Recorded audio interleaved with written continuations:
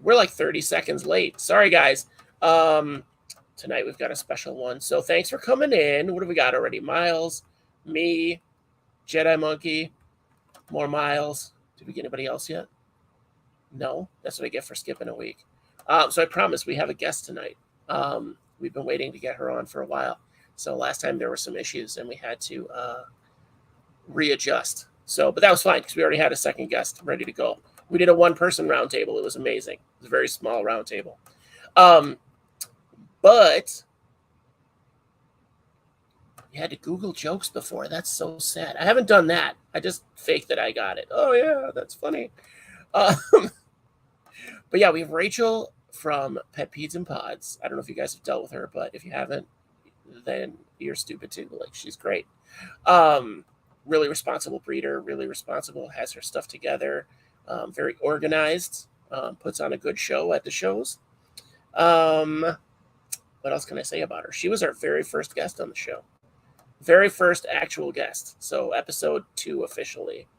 Let's just bring her on. So thanks for showing up, guys. And whoever shows up in the next 10 minutes, which is when people will start pouring in. Rachel. Hi. Thanks for coming back. We're glad to have you. Oh, thanks for having me. I'm excited to be here for leg day.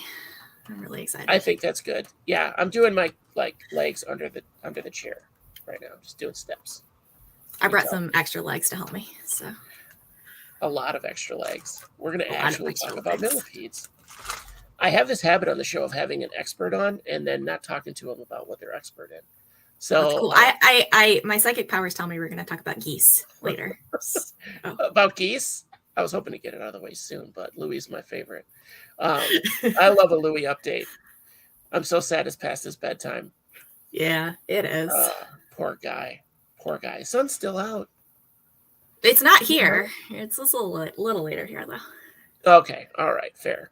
Next time we'll come on early. We'll get a Louis episode. Louis is an orange-headed goose. I don't know what he's called. He is a 4-year-old Toulouse goose, which is a domestic breed of geese. A Toulouse goose? A Toulouse goose. I'm not making that up. That is really what they're called. I love Louis even more now. He's great.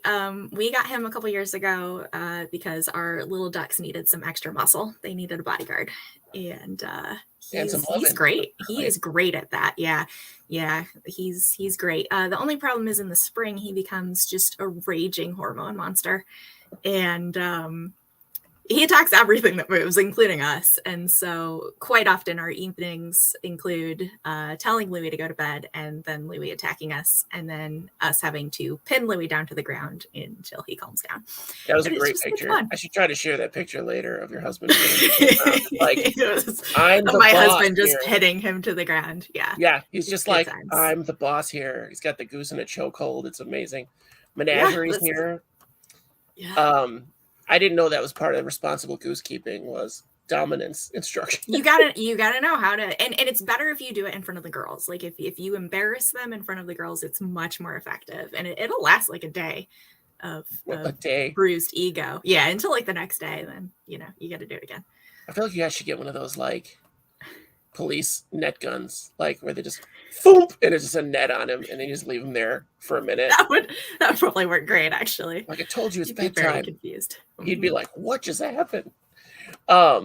He seems kind of smart. Yes, he's very smart. He just, it's the raging hormone monster in the spring. It's not his fault. It's the hormones. I mean, I've been there. I understand. I wasn't 4 years old, but I've been there. My poor wife. She knows if I'm out in public, if we're at the grocery store and I start dancing to the music, she's like, "Oh my God, this is gonna be the longest night ever. It's just not happening." Wally just showed up. Good. That's our regulars. All right, we're good. We got 4 people. We're good. Right. So actually, we're going to talk about millipedes. We're done with the 2-legged animals, with the geese. We'll probably go back to Louis later. Lots of fun. Oh, I do have a taste test. These are probably something that somebody's had before. I went to the Mexican aisle, like the Mexican import, whatever, international aisle at my grocery store. And I've never had these. They're just butter cookies, but they're pastitas. And I want to see how they translate, if they're basically the same thing as our little butter cookies, like the little shortbread cookies, I'm guessing. But that's our taste test today. I went real I couldn't find anything funky. So if anybody has any suggestions, let me know, and I'll go out and get that stuff. We have to talk about millipedes. So now millipedes, or as I call them, long isopods, are detrivores. Yeah. We have had a whole episode dedicated to their diet, so flake soil. Do you source your flake soil or do you make it yourself? So I use Lugardi isopod and millipede substrate for all my stuff. It's actually how I became a Lugardi dealer because I was buying so much of it. Okay. And that includes flake soil as part of the substrate. Where's that from again? I'm sorry. Lugardi. Lugardi? Is that the brand or is that like a person? It's the brand. Yeah. Okay. That's the brand. Yeah. Full disclosure, I'm a Lugardi dealer. I do sell it. Okay. I do rep it. But it's what I use in house. And then I add, leaf litter, rotting wood, stuff like that to it. Yeah. And then do you source that locally, or because you guys have? I do. Farm? Yeah. Okay. Yeah. Well, we live on a farm with woods and stuff, so I just go outside and collect. I feel like I would chop a couple trees down in the winter, just kind of. We get enough that just come down naturally. There's not really any chopping necessary. Oh, that's even lazier. That's perfect. It is even. It's great. Yeah. I love lazy parts. So I haven't had a chance to get out because every day now that the weather's nice, my daughter is like at that age now. She has to get outside, and we just spend the whole day outside. So we're stocked up on sunscreen and every possible thing that we carry with us. We have some bottles and bottles of sunscreen, but I have to get her involved in going out and harvesting, dead wood and leaves with me. Be like, nope, we're going to get leaves today. Come on, bring your rake. Scoop it up into the bags. But put it in these bags. We're going to fill up 16 bags today because your dad's a maniac. I think that's so fortunate that people that live on a farmish type of a thing or have that adjacent woods to them. That's so easy. Like, speaking of Canada, we were talking about Canada earlier. Biggs has like, I don't know how many acres farm. It's not huge, but he's got some woodlands too where he can just go out on his own property and just go nuts for all the moss and all that stuff. So let's get into, I would like to ask, what is at PetPeds and Pods, what is your best seller? What do you think is your best seller for millipedes? Yeah. So I work with a bunch of different species, and it really just depends on what I have available. I had giant Philippine blues and Thai rainbows recently, and those just went super fast for obvious reasons because they're fantastic. But scarlets, bumblebees, those are always staples. Again, just depending on what we have available, and then I have a number of other species that it just either I'm still working on them or we haven't got to the point to. Every time I check your website, it's got different stock on it, so you guys really stay on top of that. Yeah. I hate when I contact somebody. And the thing about millipedes, is it can take years to get an established breeding colony.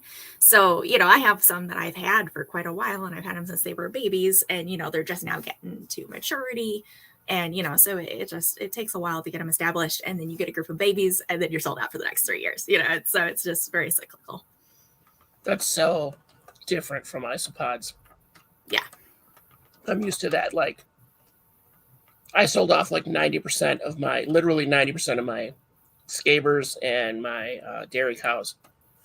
And within 2 months, it was like I never went in there. I don't know if it was just all mankai that were ready to go, but it was like I didn't even touch it. And I was like, oh my God, I have to find somebody else who wants all of these.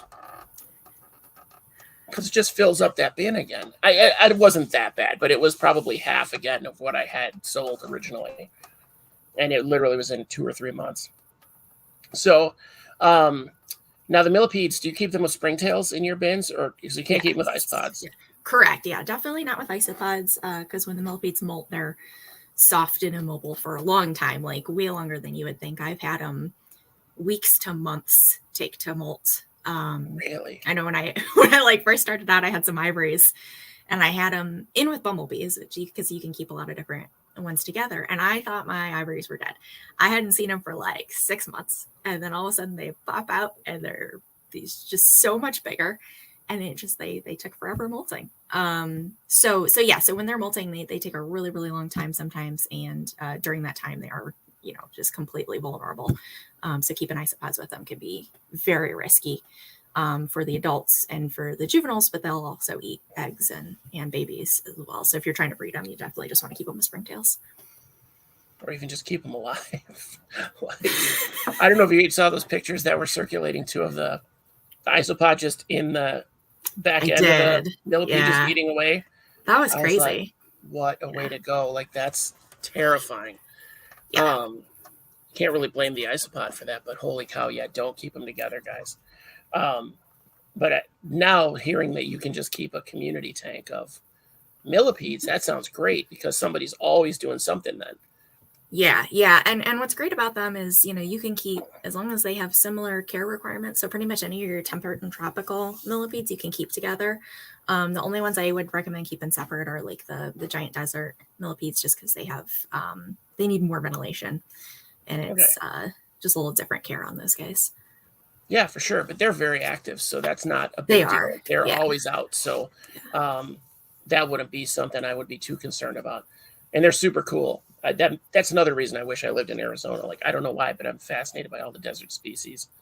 Oh, yeah. So there's pretty cool stuff out there. I just think they're so great. Pardon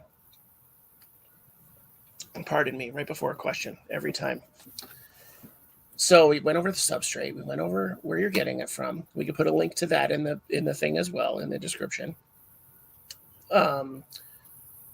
Bestseller. Let's see some. What have we got to see? All right, let's do it. Start low end. We'll build to the awesome.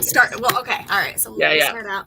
Well, I didn't bring any like super common ones just because. Okay. You guys all know what bumblepedes and we've seen the bumblebees, we've seen the ivories, we've seen scarlets. So, all right. I would see ivories every day.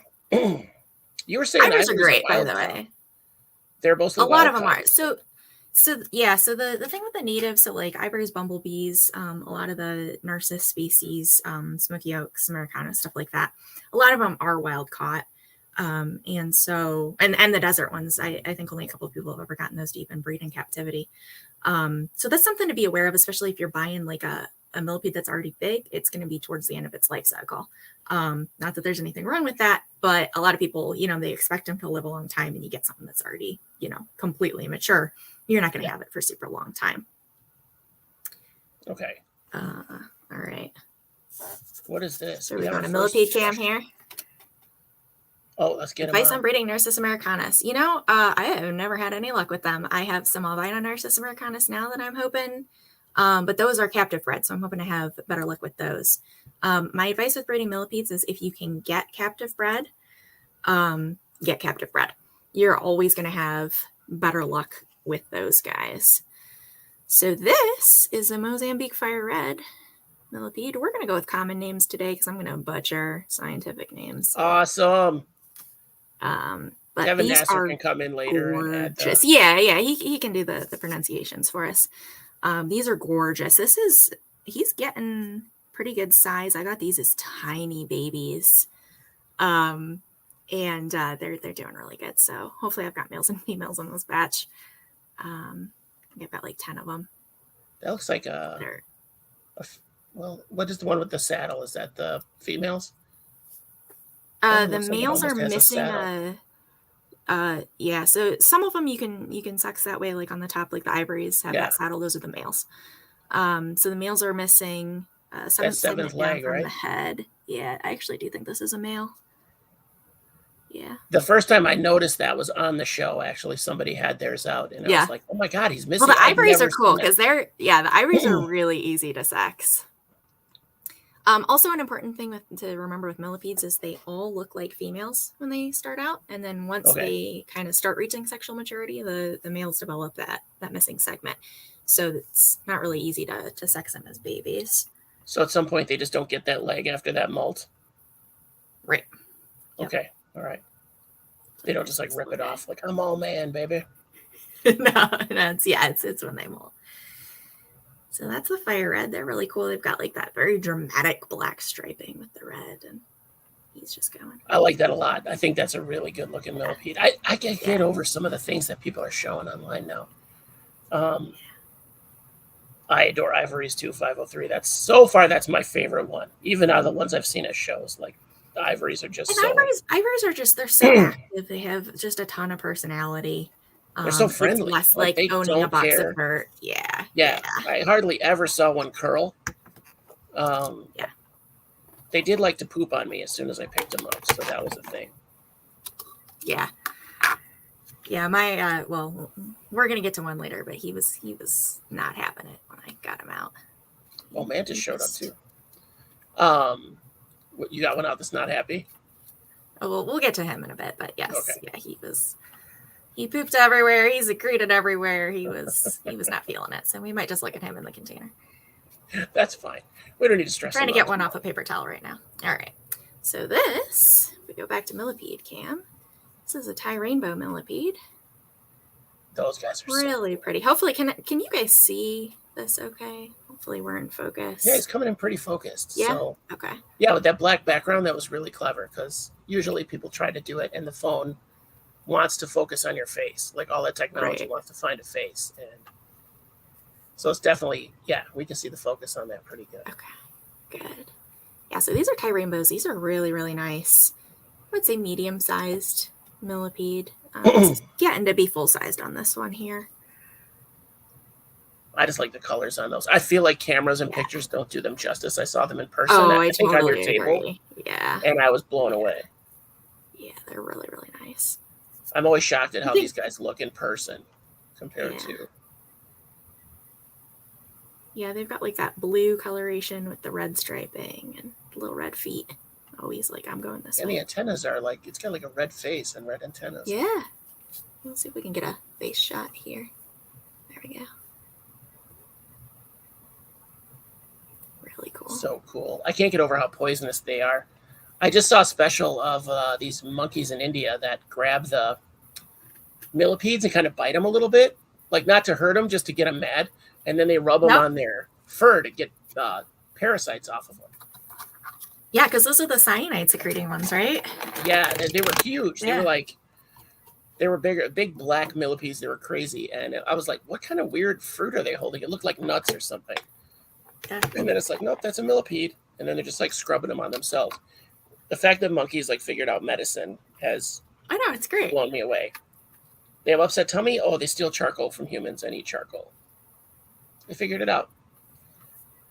Yeah, so that is a good point with millipedes. Don't lick them. The facts that we're coming here for today. Don't lick millipedes, guys. Don't lick them. No, they're not hallucinogenic. They are. Yeah, it's some of them are cyanide containing. Not all of them, but they do all have that defensive secretion that at a bare minimum wash your hands is nasty. Yeah, wash your hands when you're done. They can stain your hands if they secrete on you. Ivories definitely will stain your hands. Yeah. The only ones I wear gloves with are my smoky oaks. Because those guys just, you touch them and your hand's orange. So when I go through those bins, I put on gloves because otherwise I have orange hands for days. It stains forever too. There's nothing you can do to get it. It does, yeah. I just told people it was a rash. When I had it, I just told them it was a rash. It was easier than being like, my millipede puked on me or whatever they do, sprayed me. So this is a giant Philippine blue millipede. Blue? Of course, it's called blue and it's bright green. So they, so they start out brown as, when they're babies and juveniles. And then as they reach maturity, they get more and more blue. Okay. So this one is huge, but not an adult yet. And it will actually get more blue. I mean, with bugs, blue is always subjective. It's relative, color, yeah. I think. Green, blue, whatever. Yeah.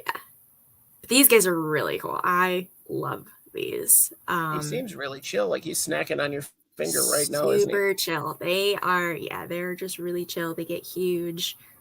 These guys like almost never secrete. Yeah, like what is he like? He's already like 7-8 inches, right? Yeah. 6 or 7. Yeah. Now he's overshooting. They're big guys. They're chunky, so they feel bigger than they are because they're chunky. Tarantula Collective is here. Holy moly. That's awesome. I love these guys. They're super derpy, but I mean they have such a great purpose in the ecology of what they do. And their faces are just adorable. And look at this. Look at this little face. They absolutely are. Yeah. Those little antennae, like they're just so slow and they just do their own thing. They're just peaceful almost to watch. Even when they get going, they have that hypnotic leg pattern. Yep. Where you're like, okay, I'm going to follow that wave all the way down. As you can see, top speed on this guy is just blazing fast. Yeah, you're having a hard time keeping them together. He's really moving. Yeah, I know. I have seen videos of some of the really big ones just trucking. They can, yeah. Yeah, not like centipede fast, but for a millipede, it was like, oh, okay, he's got a mission.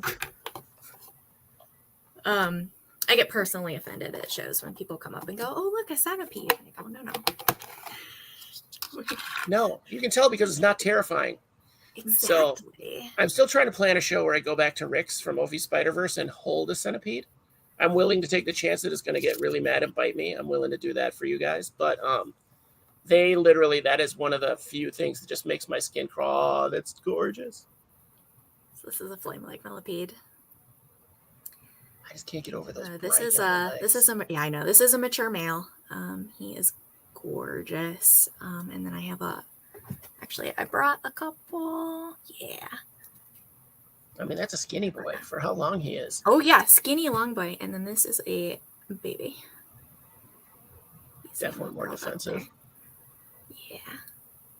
Well, I like how they stay in just such a tight ball, and then all of a sudden they're like, okay, it's safe. All right, I'm just going to walk like normal. This guy's just climbing on my phone stand.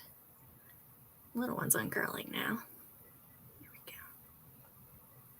Well, that's cool. I really definitely like the adult coloration better than the babies. Yeah.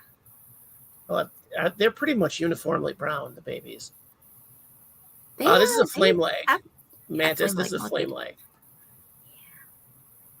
Yeah, the antennas are much longer on this guy. Yeah, and the babies do, like, this guy's just starting to get some, I don't know if you're going to be able to see it, but he's just starting to get some coloration on the legs. No, it's too tiny. Okay.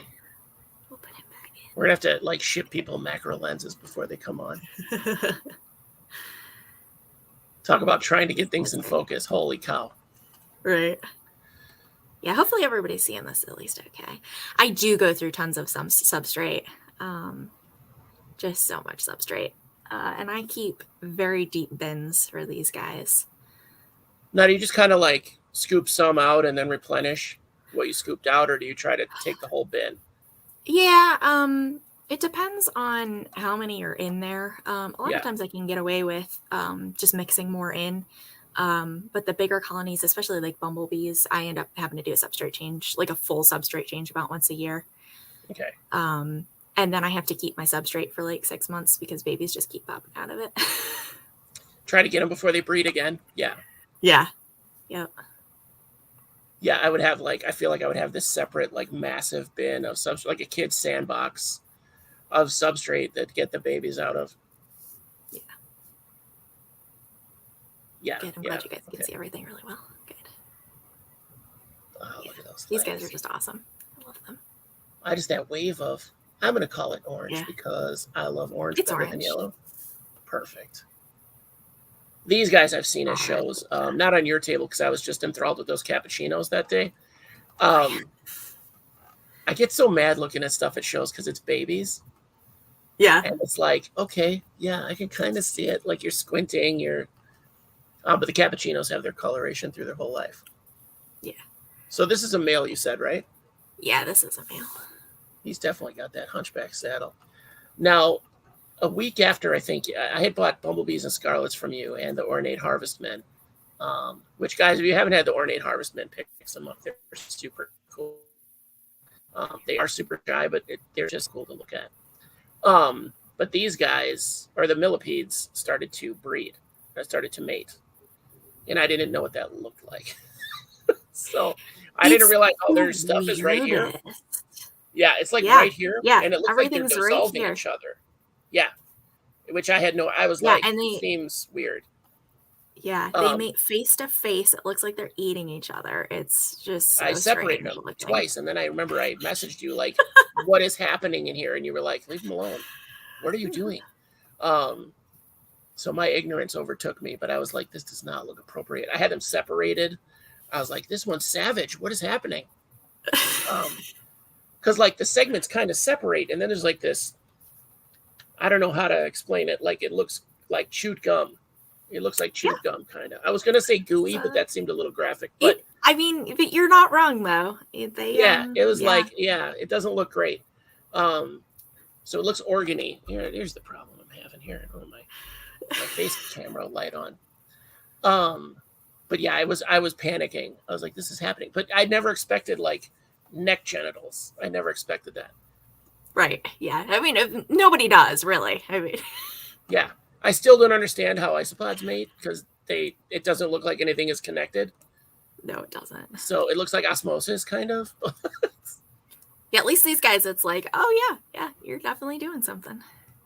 And they lock together, but their whole back ends are like willy-nilly. They don't care. But it was a real millipede block. Not to say. Yeah, you can't have any fun in my house. We're solid Christians here. We're not doing that. Like, leave some room for Jesus, you guys. That's what they would tell you. That's what the nuns would tell you at a Christian school dance. They would put their hands between you and say, room for Jesus. Now, this looks like a beautiful one here, too. This is a young juvenile male African giant millipede. It's a young juvenile. Yeah, he has got a lot of growing to do. He's about as long as your hand right now, and he is a juvenile. And he is a juvenile, yes. Subadult. We will call him a subadult because he is sexable. Okay. This is who I said was giving me some sass earlier, so we're just going to admire him in the cup here as he curls out on me. But do those guys seem to have added? Yeah, I can see that orange stain on the towel there. Yeah. Yeah. Oh, and I changed the towel since I put him in here, too. So he's still pissy. All right. He's still pissy, yeah. Sometimes they're okay, and sometimes they're just not feeling it. So these guys are really cool. I got a couple pairs recently. So hoping for, in 3 to 5 years, maybe we'll get some babies out of them. Such an investment. Listen, the millipedes are you're playing the long game on them. It's definitely a game of patience. Here's the deal, though. Once you get them going, you don't have 47. Like, every one of your customers is not going to be a competitor in 6 months. This is true. If you sell isopods, like, your competitors are your last customer. Next competitor is your last customer. Miles forgot about saving room for Jesus. Yeah, you have to. You have to save room for Jesus right in between you, so you get the rings on, I guess. Sorry, Christian humor is still the best humor. These guys, I can't get over how big they get. Like the fact that they get, I mean, it's basically 12 inches. Yeah, it's basically your forearm. Yeah. Yeah. I mean, that's insane.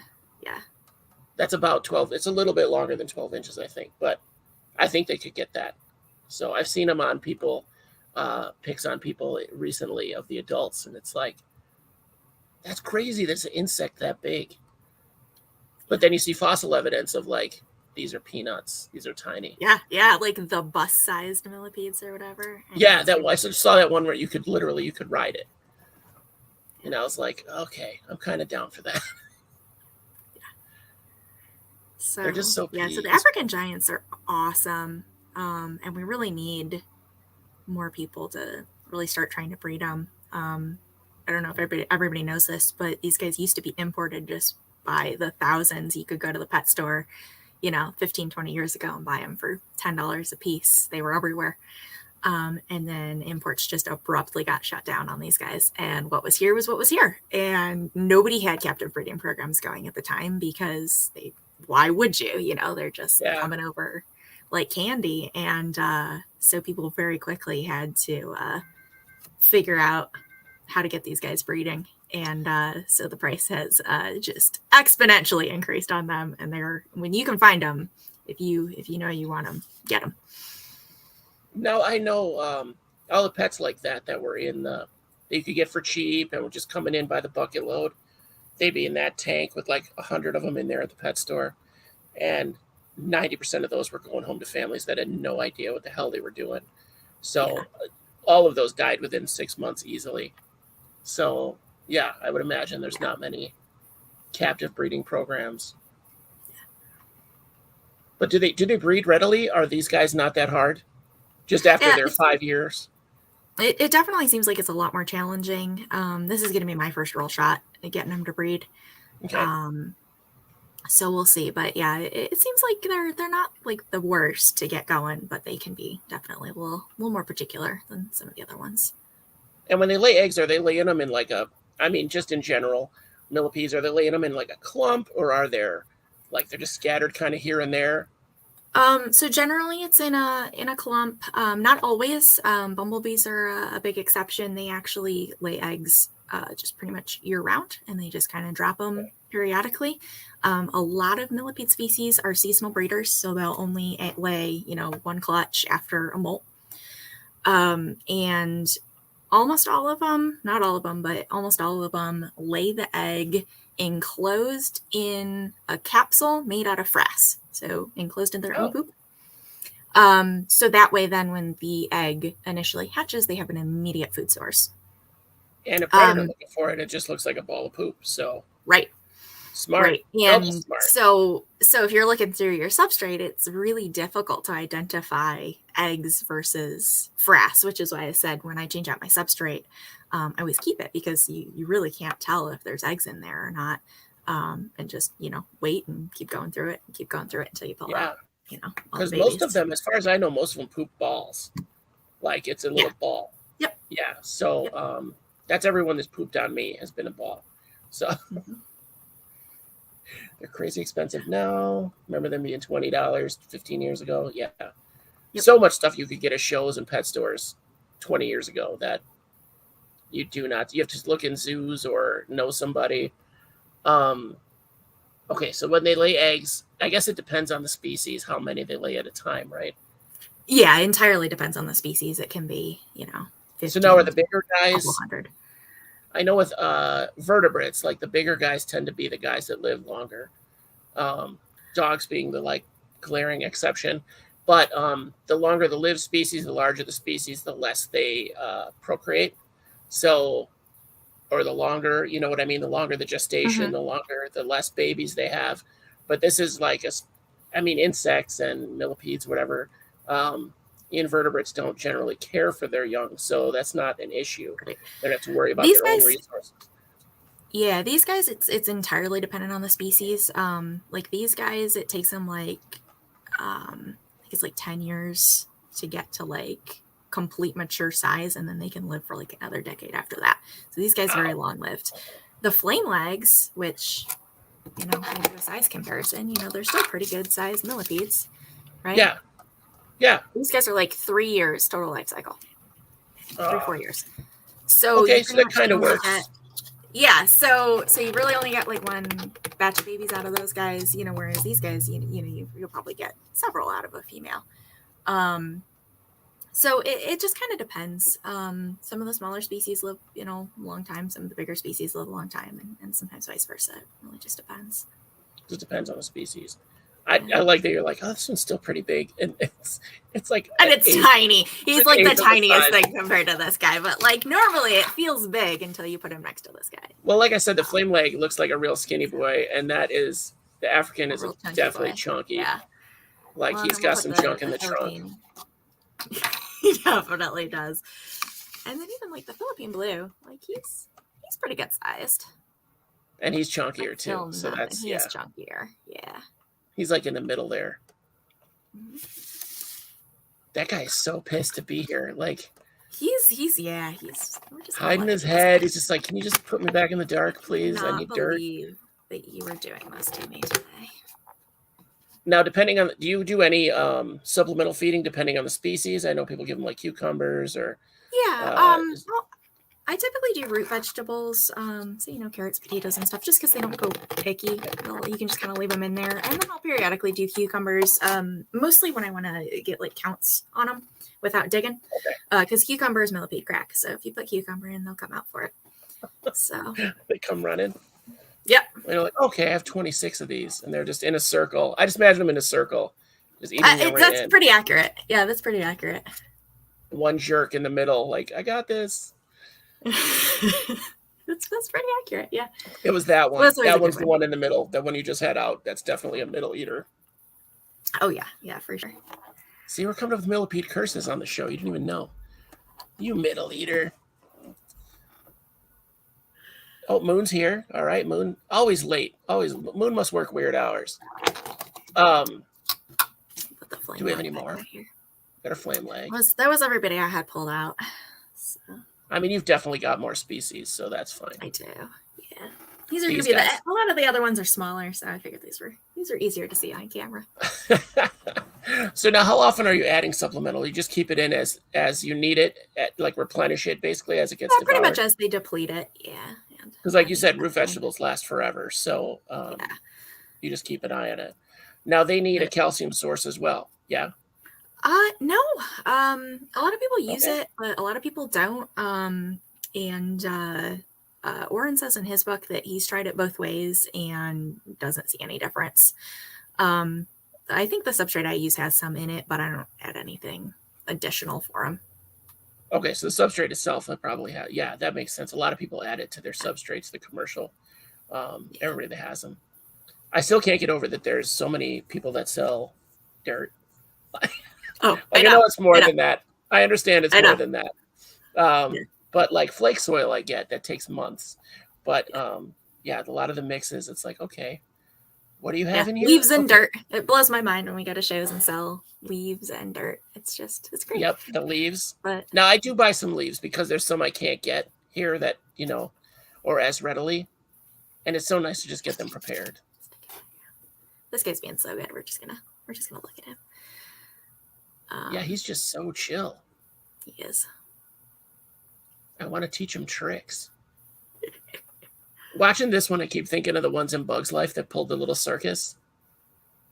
The bug circus. Like they were like the horses that pulled it around the cart. Very slow horses. Yeah, not in the show, man. They were like crack millipedes. He definitely has that hump. Yeah.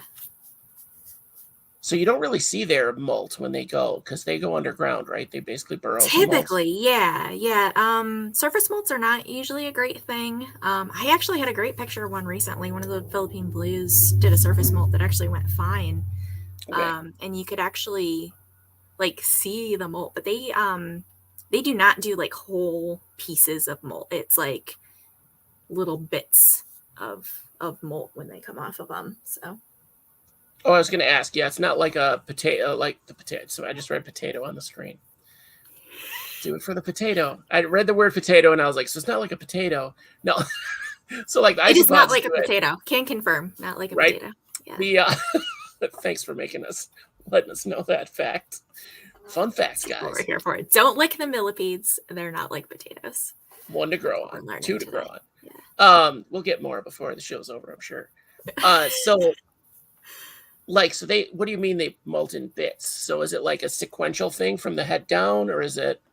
They'll usually be like when I've seen them, they're usually curled up and then just like pieces come off of them. So it's just, it's not like you won't get like a whole tube of molt or anything. It just kind of comes off. Right. Okay. That makes more sense because I can't imagine them like an isopod takes off its pants and then it takes off its shirt a day later. Right. Yeah. They don't molt like that.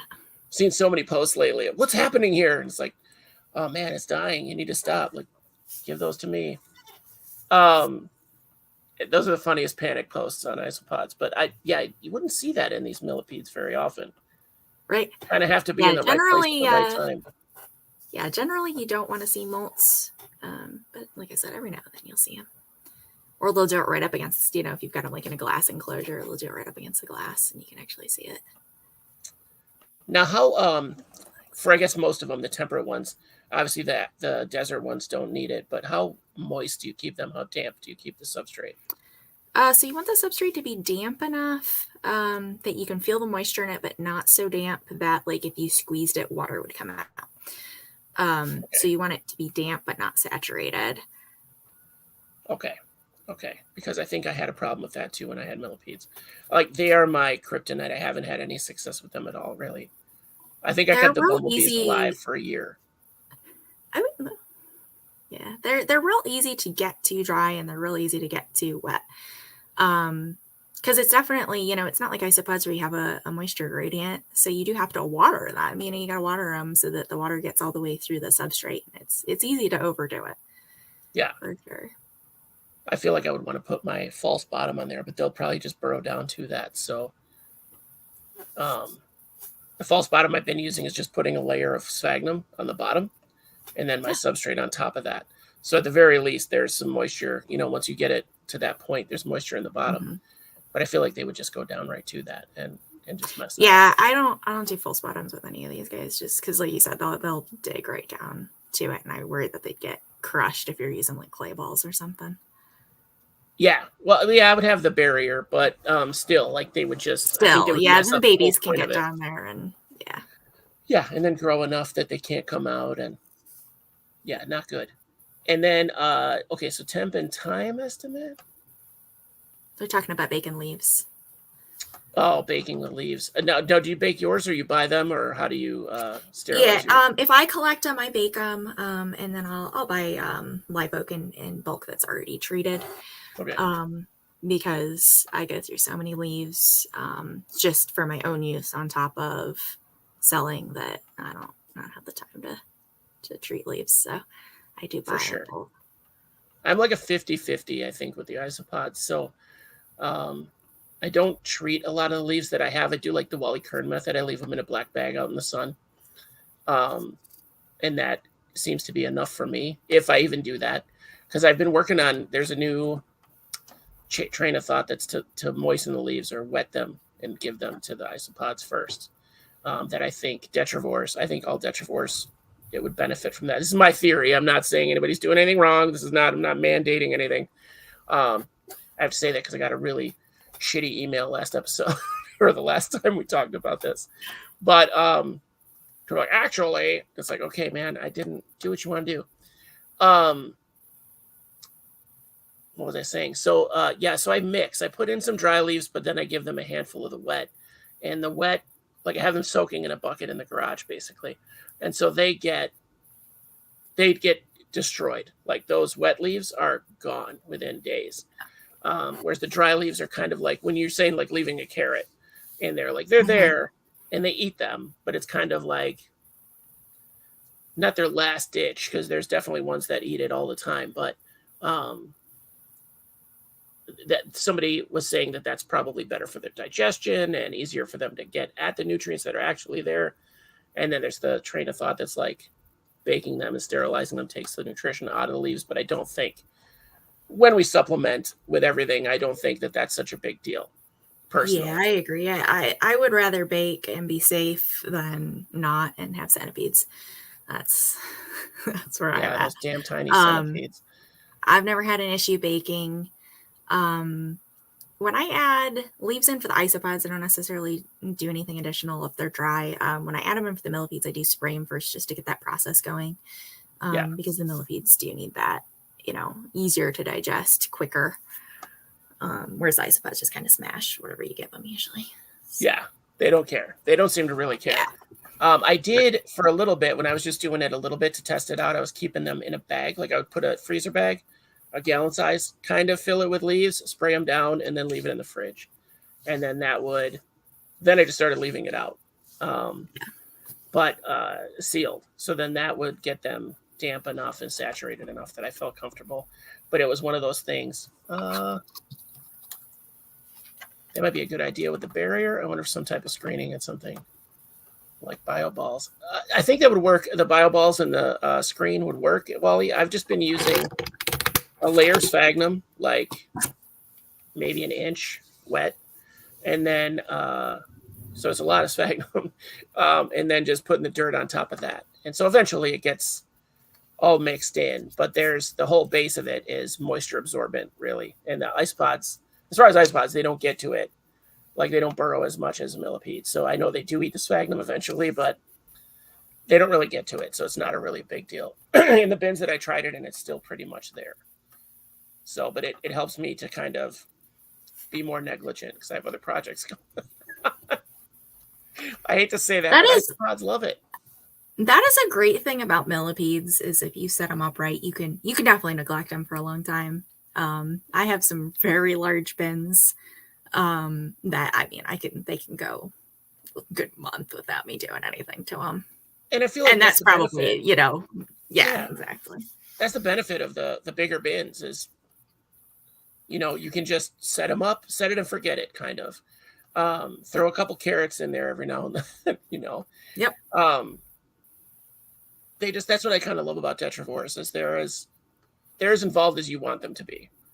So there's a bare minimum that you have to do for them, but they're literally as involved as you need them to be. So if you don't want to be super involved, you don't have to be. It's kind of better.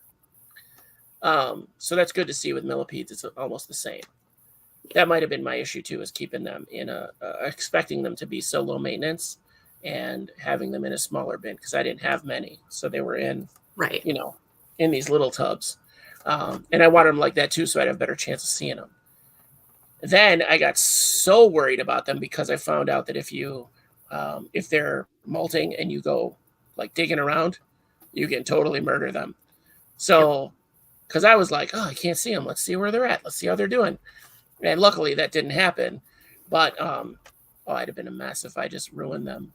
And they're just doing their own thing. But you have to be super careful with that. That's what I always tell people, like first-time millipede owners. I'm like, so they're gonna go molt. Don't panic. Don't try to find them. Just let them do their thing. There's nothing you can do in this situation to make it better, other than just leave them alone. You're buying a box of dirt. Just relax. Sometimes you have pet dirt, and that's okay. Yes. That's most of the things that I have in my basement, which is, I think, how my wife has let me keep all the things that I have. She's just like, I can't see it ever? Okay, cool. Yeah. Cool. What is Wally looking for a substitute? I did find an alternative is sphagnum moss. It's been really already given up an arm and a leg.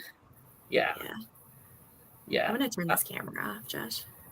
Okay, cool. Millipede jam. Yeah. I mean, we're kind of done with that. Let's pull them off. Those were great. Thanks for showing those off. Sure. So now at a show, like, you basically bring what you can, right, to the show? Yeah. Yep. So if you have it. It depends.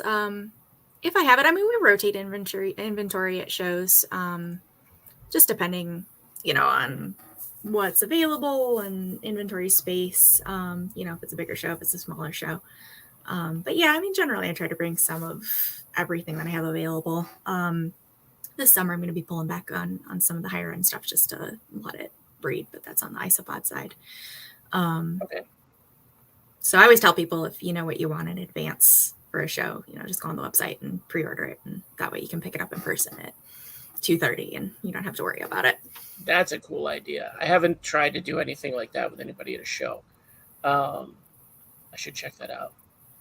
Yeah, Victor, I'll start sending you messages. Victor's late. Yeah, we have it built in as an option on the website, just because I think it makes it easier for everybody. It lets me know what I need to bring.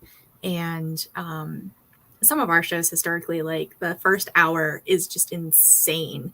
And so people will try to come in that first hour and get what they want, because after that, it's gone. So pre-orders are nice that way, because you just put in your pre-order and you can pick it up in the afternoon when there's not a crush of people in the aisle. Yeah. So. I always you can never ask someone at a show to kind of, can you hold this and I'll be back. I want to see what else is here. Like, that's the rudest thing I can imagine. Yeah, no. They never come back. If you want to pay for it and leave it at the table, great. But they never come back. They ask you to hold it and don't put any money down. No. Right.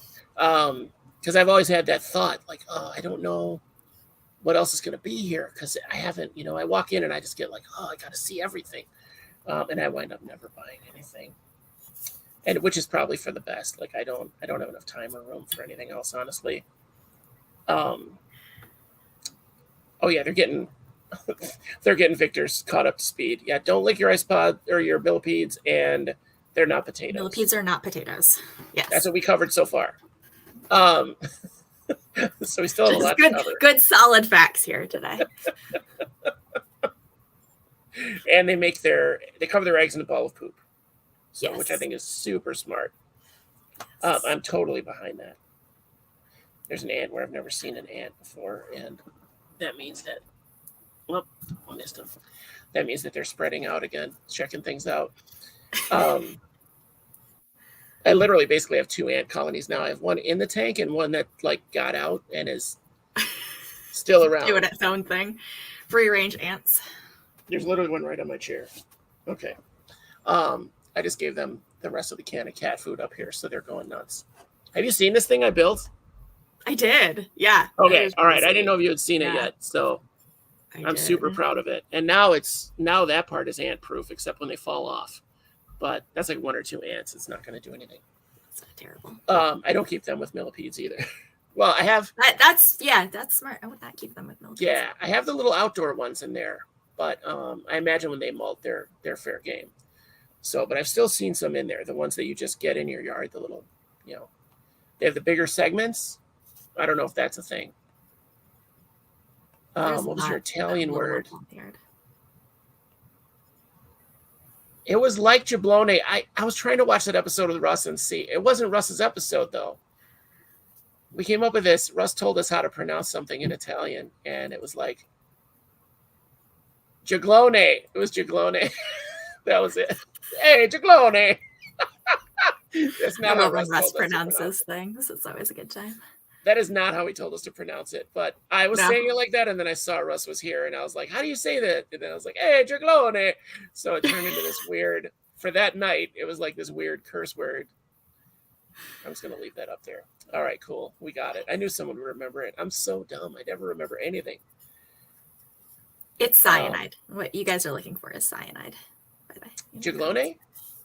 Cyanide is what some millipedes secrete that smells like. Oh, walnuts. They were asking about that. Yes. Jaglone is from black walnut trees, or it's a chemical that some trees produce to kill or deter bugs. And black walnut is one of them. About 2 different things. Yes. That's the wood I used for my carpenter ants enclosure. Gotcha. It's super sealed though. Yes. No licking pedes. Victor's caught up now. No licking pedes. No licking millipedes. They contain cyanide. Yeah. They will give you the worst tummy ache of all time. I got to get out my thing. All right. And then I just can't get over how much variation there is in these guys. Do you have any of the feather millipedes? I don't. I tried them once and I didn't do well with them. And I think it's those guys are big fungus eaters, like mushrooms and stuff. And I didn't have that available. So okay, I wonder if they would eat the dried stuff too. Maybe. Yeah, you might be able to grow your own stuff for him too. Oren had some like little pill millipedes he was trying to get me to get from him, and he was telling me that the secret to those was moss dirt, specifically the dirt that grows under moss, and that seemed really specific. So I have not picked those up yet. I love his solutions to things like, oh no, it's easy, just do this, and you're like, just moss dirt. That is not easy. What are you talking about? Like, where are you living where that's easy? He was a fun guest, and you're the reason I actually got a hold of him and talked to him, because you were like, no, he's super nice at the shows. Because it was like that holy grail person to talk to. And like we talked about, it was like a fanboy moment. Like I kept running out of things to ask, and it was like, you could literally ask this guy anything. How do you not have a question for him right now? Because I'd be like, I felt awful. But of all the things I should have totally prepared for and had a list, but he's the guy. Now, he was pretty influential. You already showed me the book that you had for captive bred centipedes. Yes, Oren literally wrote the books on millipedes and isopods and a lot of different things. So I'll tell you the story about the first time I met Oren. So Oren's fairly local to me, which I did not know. And I was vending at a show, and it was like, I don't know, the 3rd show I was vending ever. And he comes up and he just like seems like this normal guy. And he comes over and he starts talking to me, and I have some pictures out. And he starts asking me about the Thai rainbows, because I got pictures of the Thai rainbows out. And he's like, oh yeah, yours probably came from mine. And in my head, I'm like, wait a minute, I know where the Thai rainbows came from because I read his book. And I like look at him and was like, what's your name? He goes, I'm Oren. And then I proceeded to tell him that I referenced his books on my care sheets and like fangirled a little bit. And then he walks away, and my husband looks at me and he goes, Rachel, that was the nerdiest thing anybody's ever said before. I referenced your books on my care sheet. And so he still teases me about that to this day. Your husband does? My husband does, yes. Okay, Oren doesn't. Oren. He and I have perfectly normal conversations now. Yeah, but normal. My husband still makes fun of me about that sometimes. Yeah. Too funny. Like, he was a good guy. I think he's a good guy. Was he wearing pajama pants when you met him? I don't think so. Okay. All right. Fair. I got you there. I have a better story then. Granted, he was in his own house, so it's totally fair. Yeah. We were in public, so I don't recall him. I mean, that doesn't stop people these days. So this is true. I'm so anti-pajama pants on people in public. Oh my god, my wife gets so upset because I won't let her wear pajama pants out of the house unless you're going to the car to grab something out of the car and come back in. Menagerie thinks that's an amazing story. I think it's funny the people that we meet at these shows that, we only have seen their stuff or whatever, kind of idolize them. And the people that we idolize in these hobbies are totally weird. Like, it's weird to be so excited to meet somebody like, do you know who that is? That guy breeds whatever kind of millipede. Like, he breeds flame leg millipedes, the first person in America. And your friends are like, so? I thought you were going to say the guy was like an extra on Walking Dead or something. It is like nobody else gets it when you're so excited to meet this person that they've never heard of. Right. But I don't know about you guys, but when people are like, oh my God, I met this celebrity, I'm like, I don't even know who that is. Like, they sold more albums than Kanye. Kanye who? Like, that's who I am. I'm like, who's Kanye? And they're like, dude, are you serious? Yeezys? What? No, I don't care. Now I just had somebody mention leggings. Menagerie mentioned leggings, and I'm thinking about millipedes still. So I was trying to think of what that would look like. It is leg day. We put leggings on the millipede. Always leg day at PetPedesAndPods. That's right. Yeah, everybody in here apparently goes out in their pajama pants. Shame on you. I never judge people, but I am now.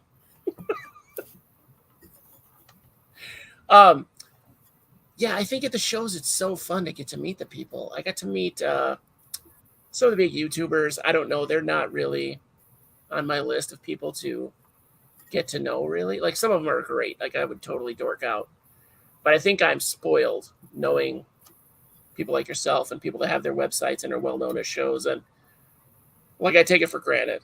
I take a lot of the people that I already know for granted, like Wally, like Russ, like all these guys that are, every one of my audience is like, I've watched their videos. I've checked their care sheets. I look at their website for advice. And I was like, really? That's okay. That's Rachel. That's Wally, whatever. It's cool because it's such a small community. Like, it really is. It is. And I think I was dorking out for you guys when I started, but now I really just take it for granted because I can just message any of these people like, hey, I have this problem. What do you got? And within minutes, every single one of you is like, oh, here's what you do. Or don't worry about it. That's normal. Or just give them a millipede potato and you'll be good. Yeah. So I definitely take it for granted. Everybody in this hobby is just so willing to help each other, which is really, really nice. It's so good. So just reach out, guys. If you ever have a problem with anything, just reach out or email them on their page. Or everybody I've talked to and had on the show is so good about getting back to people. Even Oren was so willing to communicate and so open and quick to respond, which I was not expecting. I was like, this guy's busy. He's got stuff going on. No. Almost everybody I've talked to is immediate response almost every time. And invert people are amazingly helpful. This is why I haven't had a dart frog person on, because they're not nice. They're just not nice people. Some of them are, but not many. Like Cheyenne is nice, but not the rest. Now I wonder if you could keep millipedes in with dart frogs. Some people do, but it can be very challenging to keep that environment correct for the millipedes. Yeah, it would be too wet probably, right? Mostly. And just because they do need that like highly nutritious substrate. A lot of people keep dart frogs in like really planted vivariums, and it's hard to do substrate changes. It's hard to replenish that. Plus, you have to keep in mind the secretions from the millipedes. If you're keeping them with frogs, sometimes that can be harmful. And the frogs, can absorb pretty much anything through their skin. So I know some people have kept them. I I think there was a thing for a while where people were keeping, probably back when they were $20, the African giants with like crested geckos and stuff. But I think, personally, I think it's better just to keep them by themselves. And I think you're one of the people I talk to that's very species tank type of thing. Hi, bud. You just checking in? Yeah. They're out of wet food, so he's reminding me again. Since 4 o'clock. Since 4 o'clock today, they've been reminding me, like, hey, man, shouldn't you be going to Walmart? Abuse. Yeah, so bad. How dare you? So bad. My cats. I'm going to send you to get molested by a goose. Okay? We're going to ship you off so you can get a goose molestation. Louis would love that. He would love to fight anything you give him to fight. He would love that. Now, you had a video. Now it's not so fresh. I think we can talk about it. But you had a video of the goose fighting the llama and chasing the llama off. He chased the alpaca all the time. Yeah. And the alpaca just let him for some reason. It was perplexing. I'm like, think just a swift kick would be like, see you, Louis. He could murder you with just one kick, and he just never did. He would just run away. He'd be like, all right. On accident. Yeah. On accident. Yeah. Oh, Jedi's got a morning gecko with his giant American. I see morning geckos working okay. Yeah. Or chameleon geckos. Maybe. I didn't know those existed before I talked to Rachel today, and now I want them. I got a pair of chameleon geckos, and they are just the cutest thing. Yeah. Exactly. I look at them and I yell, "You're so cute!" at them. It's like it's the rule now. If I look at them, I have to tell them how cute they are. Are they like, "Oh my god, lady"? They're like, the giant's talking to me again. She's yelling stuff at us again. I don't know what cute means, but hopefully it's not lunch. These hobbies, they don't end. We just keep getting more and more animals. Like once you get into it, it's like, oh, and then I could have this. Or then you get a tank that's empty, or someone like some of your friends that don't care about the stuff really at all get rid of an animal and they just give you the tank or the setup, and you're like, well, I got to put something in this. This isn't a gift. This is a responsibility. Like, I have to do something with this tank. Because you've probably if you're like me, you have like 10 things on your wait list. Like, okay, when I get this, I'm totally getting this. Or if I get a setup like this, I would put this in it. So then when that setup shows up, you're just ready to go. Ready to go. You know exactly what's going in it. One of my favorite things is like, when we've been at shows, there's, we always talk to people when they come around and always ask people, if they're looking for anything in particular. And sometimes people go, oh no, we're just looking. I go, really? You came to the reptile show and you're just looking? You're braver than me. I don't know how you're doing that. And then, 50% of the time they come back around on their lap and show me whatever it is that they bought. And it's just... I didn't know what I was showing up for, but I got this. I go to them now with very specific things in mind that I want to look for. Because I've had too many things in the past where I picked them up because they were awesome and I was totally unprepared to own them, and either wound up giving them to somebody else or spent $1 million to get them the right setup. And it was like, this was not appropriate at all. But those were in the days where everything was super cheap, and, you could buy raccoons at some of the shows. Like, they were crazy. Those were the glory days when you could just glory days of irresponsible pet keeping. What'd you get at the show? I got 4 raccoons, and they're just loose in my house. What could go wrong? Why are they loose in your house? Because you can't keep them in a cage. Like, they know how to do padlocks. Like, they found the keys. They're really tricky. One just lives in my fridge.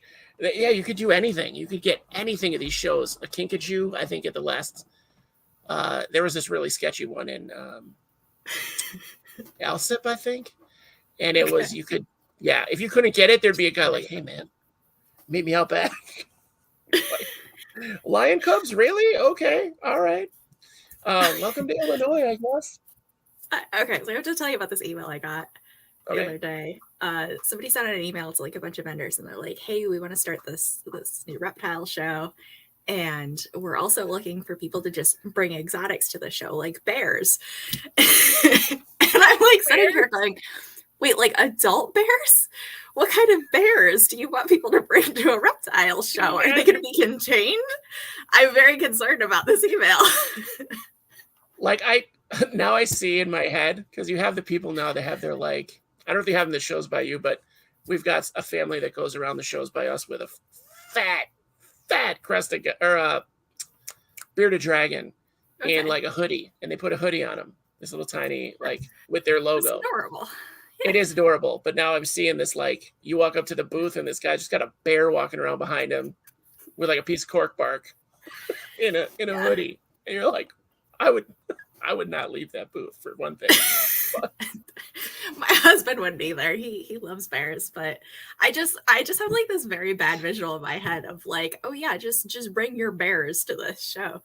So, well, because they have that alligator. Do they have a guy that comes around with an alligator by you, like a full grown, that you can take pictures with your kids? No, alligators are not legal to own in Ohio. Okay. Yeah, this guy, he goes to big shows. He's at the NARBC all the time. That he has it out front. He's got this like full grown 300-pound alligator, and he's got like one thing of electric tape around its mouth, like it's barely held, and it looks sedated, but it's like the thing could turn its head wrong and murder your child, and they just have kids on it basically taking photos, and it's like, oh, that's so it's still a wild animal, like it's a giant predator. So a mistake could be so tragic there, but nothing's happened in the 10 years or so he's been doing it. But well, that's good. Capybara. I just want to go to chat here and agree. Capybaras, yes, I would like some. You could fit them on your farm. Absolutely, I could fit them on my farm. They could live with the ducks. It would be great. See, I tried to talk to Drew Schulz into getting those for his zoo, but so far no good. No. Outdoor possums. Definitely. Hey, bud. This is a rare occurrence. How you doing? Coming up? You're expecting to get tossed. This is Widget. He's my basement cat. He's cute. He's not relegated to the basement, but he's the only one that bothers me when I'm down here. His brother only bothers me upstairs. 503 misses earlier. I would not do millipedes with spheros. I don't even know what a sphero is. What is a sphero? Are you guys pro possum on your farm? Oh, yeah. Yeah, we like possums. Team possum. I heard something about if they pee on the horse feed, like it can paralyze the horse. Yeah, they can carry some stuff that's bad for horses. We don't currently have any horses, though, so it's not really a concern. But yeah, I know that is a legitimate concern. You don't want them around your horse feed. That's the only people they don't bother anything here. Yeah. They don't really bother anything anywhere, except I guess if you're a horse breeder or horse breeder. Right, exactly. Yeah. We're pro pretty much everything out here, though. We have coyotes, and we get along with the coyotes, so it's all good. Well, he's got good Louie. Fences and Louie. Yeah. Louie doesn't do anything with coyotes, but he doesn't attack the coyotes if they came. Well, Louie was locked up at night, and I mean sometimes they come out during the day, but he would probably try to attack a coyote. But let's scratch that. Louie would definitely attack a coyote. Our dog is she can't go out with Louie anymore. Not her fault. She was totally fine with Louie. But he got tired of her ignoring him and decided that he was going to beak her in the face. And she snapped at him, which, I mean, like, you got beaked in the face. I would also snap at you. Yes. So again, not the dog's issue, but because she could murder him in literally a second, we just keep them separate now. And Louie she's good with everybody else. She's good with everybody, but Louie seems like it is zero chill, and I want a goose so bad, but my yard is like 20 square feet, and I was like, I could get ducks to go with them. I was trying to tell my wife, like, we could just, bury a kid's pool and fill it up, and it's good to go. And she's like, no. I was like, we get ducks. And she's like, didn't your friend Rachel say that ducks smell really bad? And I was like, yeah. So I don't want to tell you. Ducks are great, but if you don't like poop, you're gonna be in trouble real quick. They've got the stank on them. They get very stinky, and they make everything wet, and then they poop in the wet, and then they make mud. If you don't have mud, don't worry, they'll make some for you. Poop mud? They manufacture mud. Poop mud, yeah, assuredly. Okay, all right, yeah, pass. Thank you. You just This is my. I always take the opportunity to talk people out of ducks unless they really, really want ducks. Ducks are great, but if I had property, I'd still do it. I would definitely do it, but I don't. So it would just be a 21st square foot poop mud situation. Don't even try to get up there. Yeah, we have like an acre and a half that's fenced pasture, so they've got run of that. But the winter gets a little gross in the enclosed run that we have for them. So I imagine. And Ohio. I need to make it out there. I've got cousins out there, I think, that are far from me. They're at Ohio University. I don't remember So the that's name of the town. Columbus. No, Ohio University. Okay. No, that's I don't know. I'm sure it's not terribly far. They're both art professors there, so they're fancy. But that would be nice to get out and visit. I try to meet as many people in person as I can. I mean, we met you guys, but it was so busy. That was brief. It was, yeah. That was a busy show. Was that NARBC? It was, yeah. That was the Schaumburg show. Yeah. Okay. Because it was. I briefly saw Wally. He waved at me from like across the room, and that was it. Like it was nuts. When I met Wally in person at NARBC, I was talking to. I think I was walking around with Kyle Bunch, and I was like, I started to look around because I'm easy to find. I'm 6'4" and easy to find. So I'm looking around like, we need to find Wally. And I literally turned around and he was walking up to me. He was right there. And him and Annette. And I was like, oh my God. I was like, Kyle, stop talking trash about Wally. He's right here. So then we got to walk around with Wally for a little bit. It's hard to walk around with people there because everyone has their own agenda. And you want to, different things interest everybody. So you want to like, I want to see this. I want to see that. Mm-hmm. And so you're like, okay, I'm going to go see this other thing. You're looking at centipedes, or in Wally's case, you're looking at some random gray gecko that no one cares about. I'm going to bounce. This was like the most boring gecko ever, but he's like, no one breeds them anymore. I'm like, yeah, look at it. It's the most boring thing in the world. It's not even like a cute face on it. Like, what are you doing? Wally, what was the gecko? I think he's in Wally, chat. What was the Wally's gecko? in chat. Tell us what the gecko is. He is on chat. I did. We had a lot of people on that table at that point. Yeah. Wally's right. Yeah, and Wally knows everybody at these shows too. So like trying to walk around with Wally is the slowest thing ever. Here it is. Spherodactylus geckos. Oh, the ones we're talking about in chat, apparently. The chameleons? No. Whatever they're talking about. I don't know what those geckos are.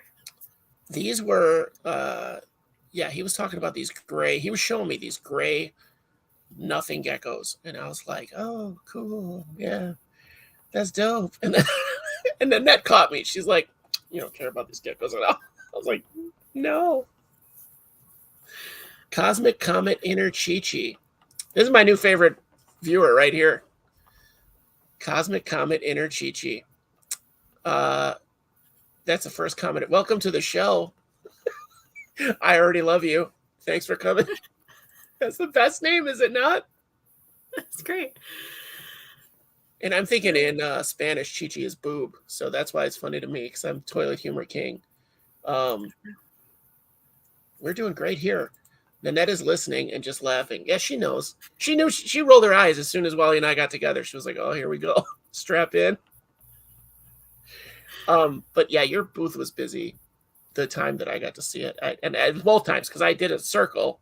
I remember seeing you guys and being like, okay, I'm going to come back. And I actually did, because it was like too busy to even talk. And then we had like 2 minutes to talk when I came back. And it was me going through all your little cups. Like, oh, I want to see this. I've never seen green dots in person. And everybody says you can't do them justice in photos. And you really can't. So. I brought everything to that show too, man. If I could, I brought it. That was fun. I would too if I shelled out the dough for NARBC. Some of us were talking about splitting a booth there, and like I was just going to go to promote the show, and then they were going to go to sell stuff, and you couldn't even. They were all sold out. Like it was 6 months from now, and it's already forget it. Yeah. Like you've got to go like 2 years in advance. So, and that's even that we know the guys who run it. Like I didn't realize I know the guy who runs it. I didn't know who did it, I guess. So I don't know him recently. It's from back in the day. Yeah, Tinley's the cool one. Tinley's the one I still haven't made it to Tinley. Yeah, I haven't made it there. We actually were gonna go in March of 2020. Okay. We got out there. I got the VIP passes, had the hotel for the weekend, got out there on Thursday, and about 2 hours later, everything shut down. So we were in Chicago with nothing, like literally everything was closed. We found a Dave & Buster's that was open, and that was literally it. So we hung out at Dave & Buster's, and then we stayed the night, and then we went home. So the show was canceled. obviously. Yeah, there was like 2 years of no shows. So that's what this year it's been kind of ridiculous. Every show I've been to has been like wall to wall people because everyone was shut in for 2.5 years or more. So it was just not great. So yeah, that had to really affect your business too. Did you do anything? We weren't vending that show. It was just there to go. Okay. But yes, having all the shows shut down definitely affected the business. That's when I started selling online, actually, because I was not shipping at all. I had gotten my permits together, like with the intention of doing it eventually someday. And then, all the shows were canceled, and I made a website and started selling on there because that was it. That's what she had to do. So. I think I forget that I wasn't into this pre-COVID. Like I got into this hobby because of COVID. Yeah, so, a lot of people did. I mean, that was definitely like a good thing to come out of COVID. Yeah, we were working from home. I had nothing to do, and I was like, I got to get on this because working at the bank, they did us a really good solid, and they let us stay home for 3 months and get paid. So we definitely did that. It was amazing. That was the best thing about COVID, actually. But I was like going stir crazy. So I started getting isopods and adopted a gecko, and it just went from there. So, and then it just kept going. So now I have to work on all of my crazy tank ideas. Yeah, Victor, that's true. Once you buy a house and you have room for it, it's easy to get into it too. Once you then you run out of space in your house like me, and you're house/farm shopping because Brian's you're out of space. Who's Brian? Who are you? Is this? He's famous. He's famous. I'm wondering if it's Isopod Man. That's the only Brian I know that I bought isopods from in the beginning.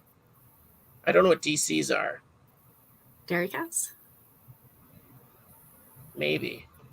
It is. Brian. I may have won them. It is the Isopod Man. I won them in an auction he did. He had a giveaway. I won that. And then he had his first auction or raffle, and I won that too. And I guess he started getting messages that people were like, what's going on here? Does this guy really exist? That was way before this. Yeah, I won the giveaway. That's how I got dairy cows, because I wasn't going to get them. Brian, you were the third person I got isopods from. Rachel was the fourth. Or actually, no, I never got isopods from you. I got millipedes. Millipedes and harvestmen. Millipedes and the harvestmen. That was the second. That was the fourth purchase I made. Yes, that wasn't even a purchase. That saved me money. I just saw people's pricing online has been so stupid, and I was checking millipede prices on like eBay before we came on, and other people's sites, and some of the prices, they're so divergent. Like if you don't shop around, they're so all over the place. I've always thought your prices are fair, and to be 100% transparent, I always find your prices a little high, but I know the quality and the captive breeding is where that price is coming from. So that's the part where I would say high, but it's sales tax into all our pricing too. So it's always going to be a little higher. But yes, that is absolutely correct. Because everything is captive bred. And with millipedes, it's hard too, because, if you're just going to shop price, you're likely going to get wild caught for, if it's something that's available in the States. Yeah. And I know I said this earlier, but if you have the opportunity to get captive bred, it's much better. You're going to have a lot more success, but you can't really charge a premium for it. Unfortunately, because with millipedes, because most people just don't understand. Exactly. Yeah. Most people don't understand that, it is better to get those captive bred millipedes. And plus too, sometimes you're selling, little baby juveniles, and then they come over and they go, do you have anything bigger? It's like, well, sure. Wait 4 years. Yeah. Right. This thing will be longer than your arm in a couple of years. Yeah. I don't know why I guess I get why they see that giant millipede on the video they watched or whatever, the photos they see. And then they show up at shows, and you have this like inch long baby. And that's, like the aficionados I got at one of the last shows were like the tiniest. I still don't know how many I have in the bin because they were so tiny. I have to sift through it, and I'm looking for like BBs, not even BBs. Like they weren't even that big. So now I'm starting to be able to open the bin and look and see like, okay, there's 5. I have at least 5 left. But they were so tiny. But yeah, I think you have to be careful. I'm not saying like go for the cheapest thing, but I think like case in point, we were talking about a seller who was selling actually a raffle they had. So they had 12 zebras or 10 plus. I don't remember what it was. And I don't remember the person's name. So if I wanted to call them out, I couldn't. But I joined the group just to call them out and be like, hey, everybody, this is a ripoff. So it was $2 to join, but they had 25 spots. So you were getting 12 zebras, and the owner or the seller was getting $50. And that's the business practice I hate in the business. Like, you're not ripping off that $2 person, but you're literally like ripping off everybody else that asked for that paid the $2. So that's just beyond. I think that's a bad practice that I'd like to see go away. And I think the raffles have a tendency to price it to the point where if you get all the money, it's more than what you would pay. It's more than what someone would pay for that 6 count or whatever. Abolish 6 counts. 10 count minimum. If you're listening and you're watching this, I will never buy a 6 count. And I won't buy 2 of them either, you bastards. I'm not for raffles or waffles or whatever people are calling them. Auctions, I don't mind an auction because it goes for what you're willing to pay, right? Right. So, sorry, that's my high horse that I get on. I agree. Yeah, know your vendors. Yeah. What's that? I was just agreeing. I don't like the raffles for many reasons, but yeah, I don't like the raffles. Yeah, I don't know. Part of me is like, if you're not willing to pay the regular price for it, or there you see the raffles that's like somebody and or you see the raffles for the really high end stuff. It's like $25 a slot, and it's like, I never just throw $25 into the air and hope that it turns into $400. I've never done that before. Like, why would I do that? I've never spent $25 on the lottery. Why would I do that? Yeah, I'm glad we're on the same page, and I'm not like Rachel's like, I just did 4 raffles, and I'm clicking off right now. Never. It just gets so crazy. It just gets so crazy in the hobby. And I just think there's bad practices that turn people off a little bit. And that said, I was in the raffles for a little while. But I prefer an auction. If you're going to do a raffle, just do an auction instead, guys. I agree. Yeah. It's a little more maintenance, but it's not a pain in the ass. It's not a big deal. So just do it. And know your breeder. Know who you're talking to.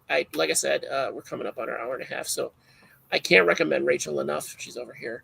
I just can't. Like, she's always been there for me. I've not been a big customer just because I'm in that dumb position where everybody who sells is my friend now. So I have to I have to buy from this person this time and this person this time. And then I cycle through everybody now.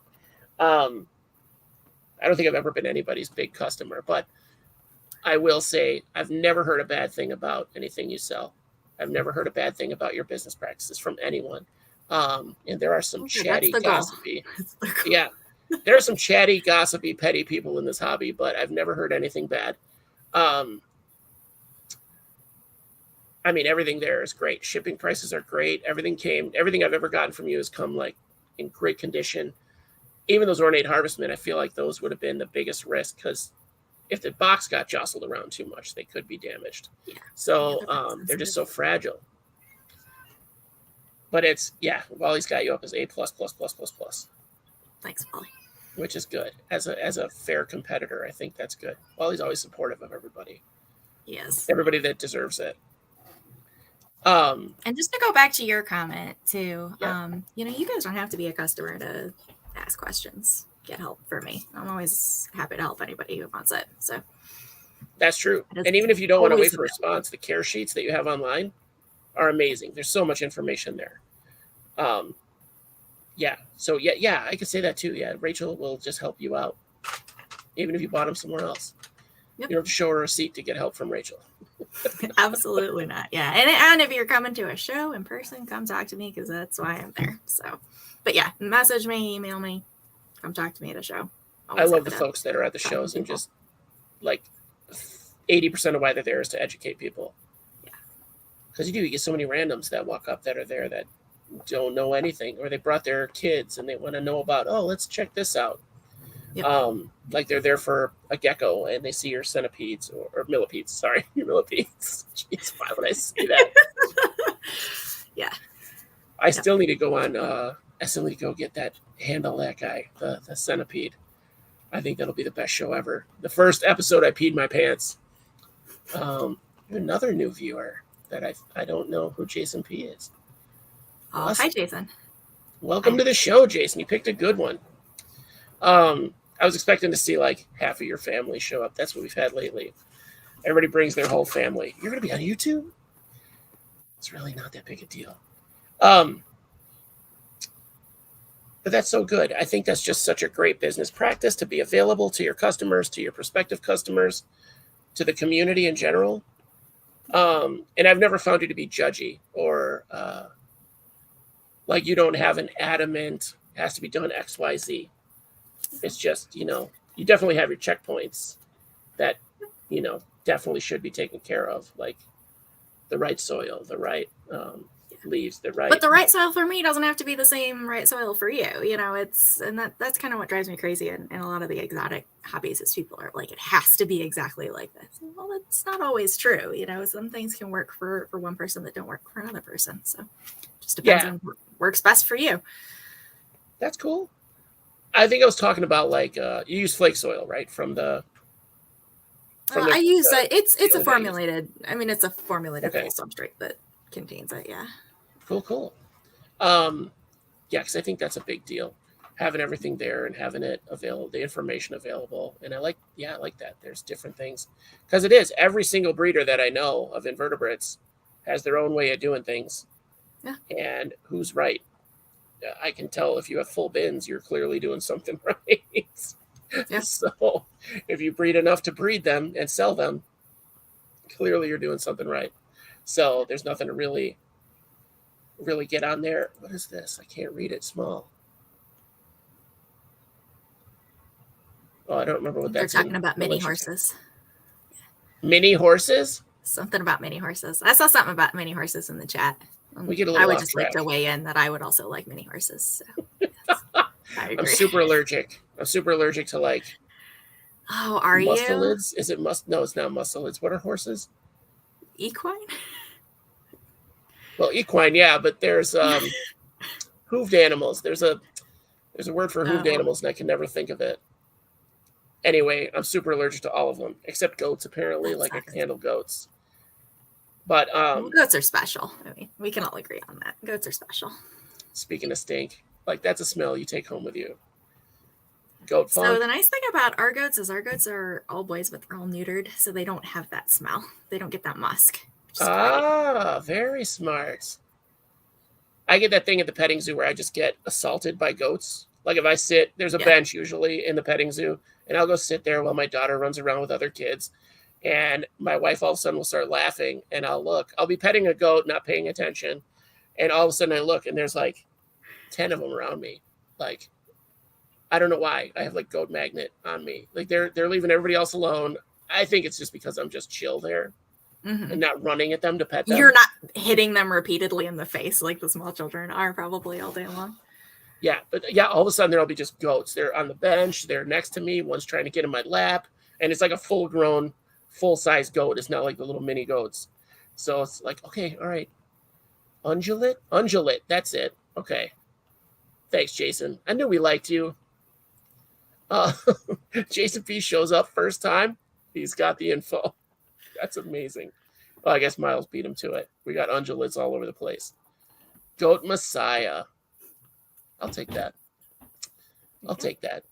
Christians probably won't like that. I think goats are associated with the devil or something. I don't get it. I think all the destroy I got were males. Did you get a 6 count, Victor? Because that'll happen. Telling you 6 counts. That said, the last time I bought isopods, I got a 6 count. I didn't realize. I didn't read the fine print, I guess. And I was like, this is a really good price. That's why. Click. Oh, it's half off, basically. Well, yeah, it's half off because it's half the pods. Yeah, I've slowly been trying to increase any of the, the high-end stuff to 10s if I can. I agree with you. I prefer. I just think as a seller and a buyer, it's more responsible. You have a much better chance of getting success with your own successful colony with 10 than 6. I mean, obviously, you're probably going to have one of each at least in your 6 count. But with most isopods, you can't tell.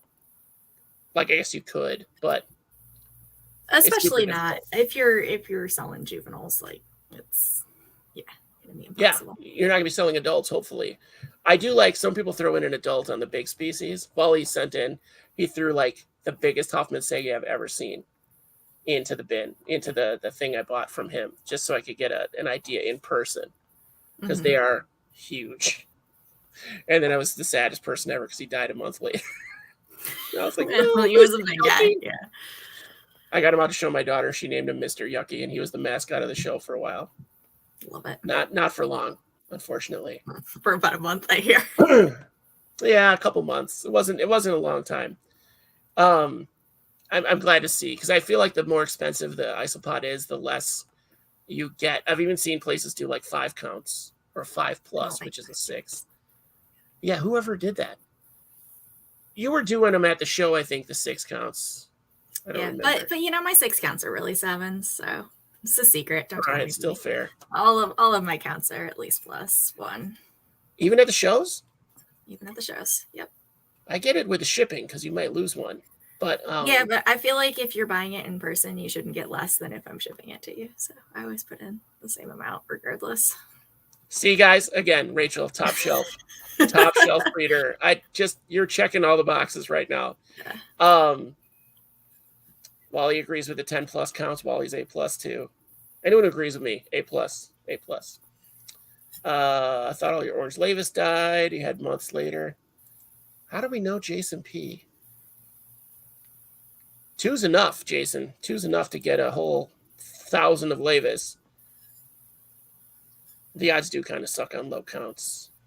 11 zebras. I haven't had success with zebras at all. Like, they're kind of breeding, but it's not like you hear about other people have like 1 million zebras. I've had them for 2 years. Zebras are my favorites. Really? Yes. Even the bumblebee zebras? The yellow zebra. Well, just zebras in general. I mean, the fact that there are yellow bumblebee zebras, bumblepods, it's just fantastic. Bumblepods. I appreciate bumblepods since I named the bumblebee millipedes bumblepedes. Yes. Yeah, I know I'm always controversial with these things, but yellow zebra, I do want to have that person on the show, whoever named them yellow zebras. And so if you know where they came from, let me know. I don't, unfortunately, I don't. Because I want to have them on the show and find out where the hell they came up with that. So I'll ask random people. I'll ask random family members and friends, like, hey, man, if you had a bug with a black body and yellow stripes and you got to name it, what would you name it? They're like, why are you asking me this? But 90% of them come up with bumblebee. And it's like, yeah. So you wouldn't say yellow zebra? And every single one of those people is like, what in the hell is a yellow zebra? Does that exist? Look at all these people. If they do, I would like some. Can we just add that to my farm? Yellow zebras, the horse. Can you get zebras in Ohio? You should get some zebras. Oh, yes, you can. They're mean as shit. I hear that mean too, but it could live with Louie and they could just fight each other all the time. Now, Drew, so we had a zookeeper on, Drew Schultz. He owns his own zoo. It's like one of those mini educational zoos, but he's got quite a lot of stuff now. But he got a mini horse to keep in his petting zoo area. And the mini horse was amazing, like super chill. Then he got 2 or 3 of these mini pigs. And overnight, the horse murdered one of the pigs, like kicked it to death and bit the tail off another one. So the remaining 2 like got to a place where the mini horse couldn't get. But so they got rid of the mini horse. They were like, we can't do this. Like, this is crazy. Nice. So if that's the case, yeah, I could see a zebra, like at least twice the size of a mini horse, really jacking somebody up, because they bite pretty hard, right? Horses. Yeah. Oh yeah. Yeah, like I don't think it would like kill you, but it would hurt like crazy. Yeah. You know what else hurts? Is when a goose bites you. No. Not to keep going back to the goose thing, but I had like just this massive bruise on my arm recently that I had to keep explaining to people was from my goose. Yeah, he bit me. Yeah. That sounds like something. I told him it was time to go to bed, and that was unacceptable. That sounds like a domestic violence excuse right there. I got bit by a goose. I know. That's like, I ran into a doorknob. Really, it was my goose. Oh yeah, but there were like actual like geese don't really have teeth, but they have like that ridge serrations to their beaks, and I just had like teeth marks in my arm from this goose. Now, when I was 5, my grandpa Winterfeld would tell this story all the time to whoever would listen whenever I was around. So I was 5, and we went to Brookfield Zoo together for whatever reason. He never came with us anywhere, but he was there that time. And so it was a big family event, and we were eating lunch, and the geese come up to you. They have a huge flock of Canada geese that's there. They're just there. They're residents, and they harass the crap out of you for any scrap of food. So my grandpa shooed it away, right? Like, get out of here. And I was 5, little Josh, probably about the size of a Canadian goose. And it hissed at him. And so I was standing behind grandpa, and I was like, this is how he tells it. I don't remember it, but I was like, you don't hiss at my grandpa. And I smacked this goose in the face, like full on smacked him. Well, he smacked me back with that wing, took me off my feet. Like I was on the ground flat. Didn't even know how to cry yet. Like it took me a minute to cry. Black eye, bloody nose, like grandpa laughing his ass off trying to help me. But yeah, so I don't mess with the geese anymore. They don't power to them. Yeah, don't mess with geese. So things we've learned today, I think we can summarize, right? Don't lick millipedes. Okay, all right, we'll summarize. Millipedes are not potatoes. Don't mess with geese. Was there a fourth thing? Yeah. And ungulates. We learned that. And ungulates. Yes. This has been a very educational episode. Yes. Yeah. We also learned that these are pretty good. They're a little bland. I will say they're a little bland, but if you want an adult cookie that isn't coated in sugar, pastitas. And they just sound cool. That's a cool way of saying butter cookie. I'm going to eat the rest of those later. So thank you so much for coming on and taking time out of your day. Well, thanks for having me. You said it's later there, so it's probably like, what, 2 in the morning? It's 11, yeah. Okay, yeah. All right, fair. 2 in the morning. Same but always a good time. I think this is like the second time we've had you on, which is a shame because as our first guest, I need to have you on like 5 more times this year. But we are going to definitely have, the Bumble puppies. They are, or no, what was it? I have it written down somewhere. So those moths, those fuzzy moths, silkworm moths, they're not Bumble puppies. Everything's Bumble right now, but it's not Bumble puppies. I forget what I called them. I'm designing stuffed animals that I want to sell the idea to a toy company. But I'm merging existing puppies with the silkworm moths. Cool. Fluffy puppies? Flutter puppies. Flutter puppies was it. I have it written down. It's in my sketchbook, so I got it. I have done a couple more drawings. I have to publish them and show you guys because I think they're super marketable. But anyway, yes, we learned a lot. We had Rachel on. Guys, check out Rachel's site. It's PetPedesAndPods.com. I'll have a link in the description below. Rachel, you send me the link to your, or I guess they could just get it from you, the soil.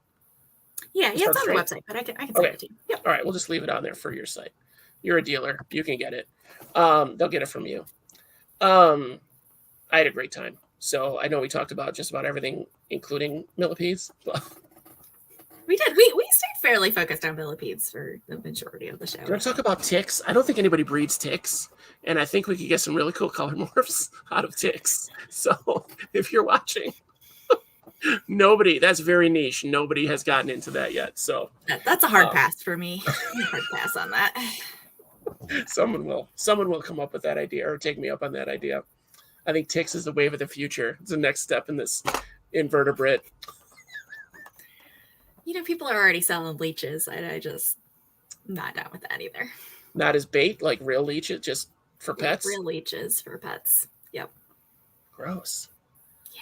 What did you just put your arm in there for a couple hours a day? Like, I guess. I don't know. If anyone is doing it, it's probably Oren. Yeah, Oren probably breeds ticks. It's accurate. Yeah. I gotta message him and ask him if he can come on and do an episode about ticks. Hello, Oren. Very important question. Do you breed ticks? If not, why? Because you're not insane? Oh, okay. That makes sense. So leeches don't give Lyme disease. That is an excellent point. So 0.1 in the leech column, I guess, if we have to give them points. I heard there's some places using them again medicinally, like those holistic places, and it's not frowned upon by the medical boards or anything like that. I wouldn't shun a leech owner, but I'm not going to a tick house. Good luck. Yeah, Miles. You'd have to get new friends. So yeah, guys, get a goose. Rachel doesn't sell geese. I do get your goats neutered so they don't stink. Ducks do stink. Well, they're poop mud. Their poop mud stinks. Poop mud. Yep. Yeah, and you just have the runner ducks, right? Yeah. Freshwater penguins. Exactly. They're so cool. They're ducks that walk upright, like they just walk. They're adorable. Yeah, they're amazing, and they're totally oblivious to their surroundings. So. Oh yeah, they're not too smart. That's why we got Louie. They're not smart. Not even a little bit. Louie's got such a great life. Guys, that's it. That's all I got for you. So check out her link. It's going to be in the description tonight, for once. And yeah, if you haven't, gone over there, just check out her care sheets. And if you're not impressed, let me know. Just let me know, and I'll tell you you're wrong. So I'm not going to take it to Rachel. I'll just tell you that you're being a little harsh on your information because she's got solid info there. Otherwise, that's it, guys. Have a good night. We'll see you next week. Next week, we are talking I think we're talking about reticulated pythons. Or we're talking about mantises with the gal who has a doctorate in spiderology. She told me what it's called, and I don't remember. Oh, we're not talking to either of those people. We're talking to Cody Black about beetles. I knew that was coming up. So we're going to talk to Cody Black about beetles, something else we haven't talked about yet. This is our first millipede episode. You know that, right? That's awesome. We talked about substrate before we talked cool about millipedes. Yeah. So we had some information. We got to see some cool ones. It might be arachnology. It's whatever the entomology with a specification in specialization in spiders, specifically jumpers. But we're going to talk to her about praying mantises. Because that's how we do things here. I don't remember. What did we talk to you about the first time we had you on? If we didn't talk about millipedes. I think we talked about vending shows, if I recall correctly. I think you're right. Yeah. Because that was exciting at the time. It's still exciting. Vending shows is always exciting. Yeah. I think you were our expert. I don't think we've talked about it. We've dabbled in vending shows since then, but we haven't really talked about it. So, yeah, I feel like I could talk to you all night. All right, guys, we're going to go because Rachel's going to fall asleep. It's midnight and a half. Thanks, guys. So, guys, have a good one. Enjoy playing the cello. And it's the cello, right? The flute. Okay, I was close. I was going to give you a pass on that one. It's very close. I mean, they're almost identical instruments. I did my research on Rachel this week. They're almost identical. They're not. Guys, I'm going to go before I make any more dumb comments. So have a good night, guys. Sleep tight. Thank you so much, Rachel. Always a pleasure. Thank you.